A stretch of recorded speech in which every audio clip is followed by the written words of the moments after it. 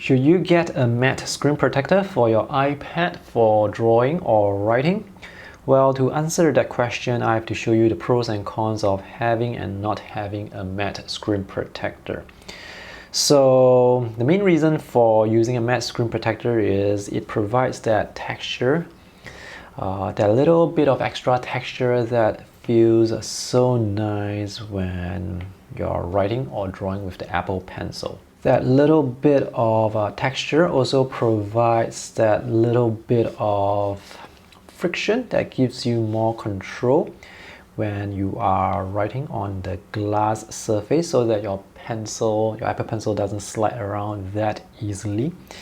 And it also doesn't have that, sort of a squeaky feel when you rub your palm across the glass surface. Another benefit of the matte screen protector is it doesn't attract fingerprints, so it's very easy to clean the surface, whereas the glossy reflective glass, it attracts fingerprints very easily and it makes a wipe down more time consuming because it takes more effort to wipe off the oil from the glass surface. I'm not sure if you can see it clearly here, but there are some fingerprint smudges on the display. Thankfully, with the current iPad Pro, iPad Air and iPad Mini, they have this coating applied onto the glass to resist fingerprint, and it works quite well. But you will still get fingerprints on the surface, but it's not really that big of an issue, at least for me. Now, one of the advantages of not having a matte screen protector is obviously the colors are going to look a lot more vibrant. So the matte screen protector, it affects the visual quality of the display because the surface is matte. And also if you reflect light off the surface, you're going to see that it's going to create this white haze that covers a pretty large area. And that white haze can be quite irritating. With the glossy screen, that reflection is going to look like that. Let me compare it side by side for you to see. So you can see when you reflect off the light on this matte screen protector, that white haze covers almost the whole iPad. But here, it still covers the whole iPad, but you can still see areas where there are clear colors showing through. And also, of course, when you're looking directly straight at the iPad, the visual quality of the display is so much better without the matte screen protector. So ultimately, it's really a trade-off between having that bit of texture to write and draw on versus drawing on glass where it's smoother, but I wouldn't say it's slippery, it's just smoother.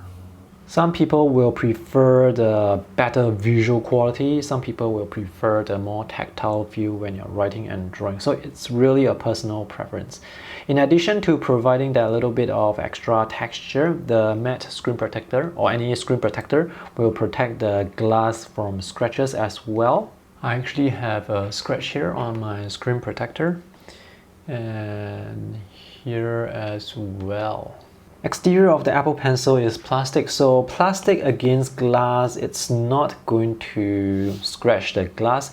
It's going to be something else that's going to scratch the glass. So you can consider getting a screen protector to protect the glass, or you can get one of those flip case to protect the glass.